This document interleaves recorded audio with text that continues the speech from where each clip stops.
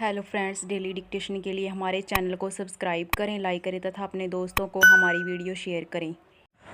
Ready start.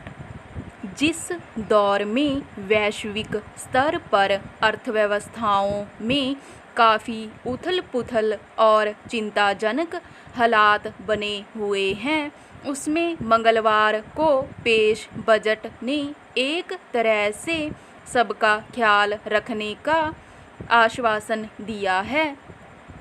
Budget के कुछ अहम बिंदुओं को देखते हुए यह साफ लगता है कि तीसरी बार सत्ता में आने के बाद नरेंद्र मोदी के नेतृत्व वाली सरकार की प्राथमिकताओं में अब शायद कुछ बदलाव आया है।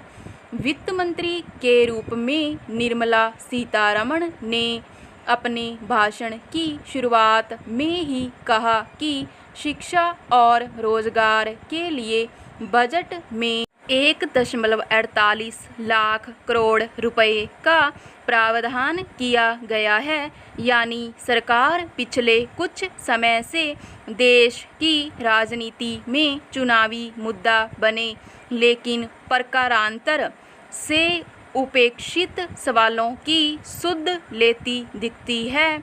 देश में बेरोजगारी की चुनौतियों से जूझने के लिए 3 नई योजनाओं की घोषणा की गई है, जिसमें अगले 5 वर्षों के लिए 2000 करोड़ रुपए की राशि तय की गई है।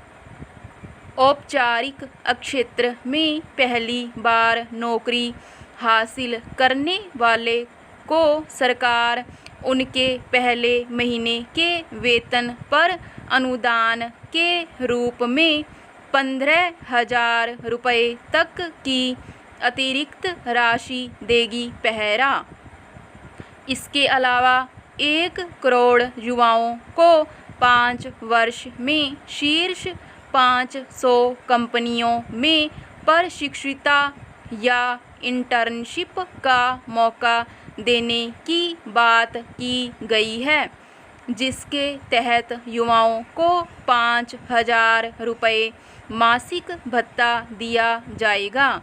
जाहिर है, लंबे समय के बाद ऐसा लगता है कि बेरोजगारी की समस्या की गंभीरता को स्वीकार करने की कोशिश की गई है। आमतौर पर इस पर सबकी नज़र रहती है कि बजट में मध्य वर्ग के लिए क्या कोई राहत है। इस लिहाज से देखें तो सरकार ने नई कर व्यवस्था की दरों में जो बदलाव किया है, उससे लोगों के 17,500 रुपये तक बच सकते हैं और अब 3 लाख रुपए की आय तक कोई आयकर नहीं देना होगा। अप्रत्यक्ष कर की दरों में बदलाव के बाद अब कैंसर की कुछ दवाएं, मोबाइल फ़ोन, सोना चांदी के दाम में कमी आने की संभावना है। मगर आम लोग जिस महंगाई से जूझ रहे हैं, उससे कितनी राहत मिलेगी, इस मसले पर कोई स्पष्टता नहीं है।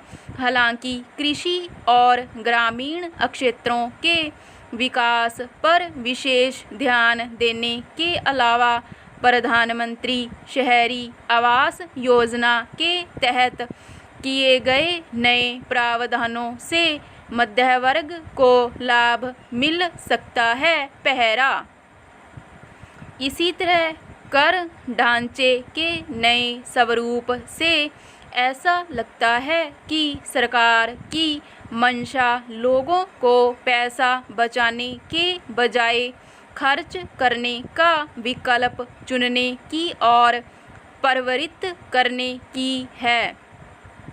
अल्पकालिक पूंजीगत लाभ और दीर्घकालिक पूंजीगत लाभ के नियमों में हुए बदलाव का असर इस रूप में सामने आया कि बजट भाषण के दौरान ही शेयर बाजार धड़ाम से गिर गए।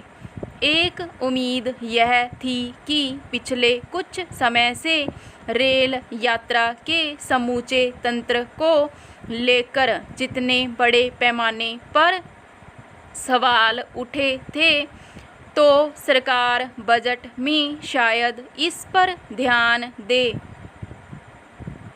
मगर विचित्र यह है कि रेलवे क्षेत्र के लिए कोई बड़ी घोषणा नहीं हुई। इस बजट में खास तौर पर बिहार और आंध्र प्रदेश के लिए जिस तरह अलग से बड़े ऐलान किए गए हैं, उसने सबका ध्यान खींचा है।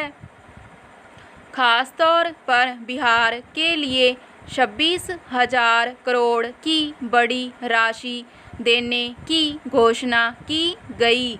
यह सभी जानते हैं कि मौजूदा सरकार के गठन में जद और तेलुगु देशम की क्या भूमिका रही है।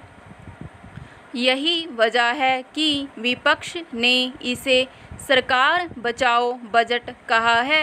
बहरहाल सरकार अगर इसे उम्मीदों का बजट बता रही है, तो आने वाले वक्त में ये आश्वासन कसौटी पर रहेंगे। स्टॉप।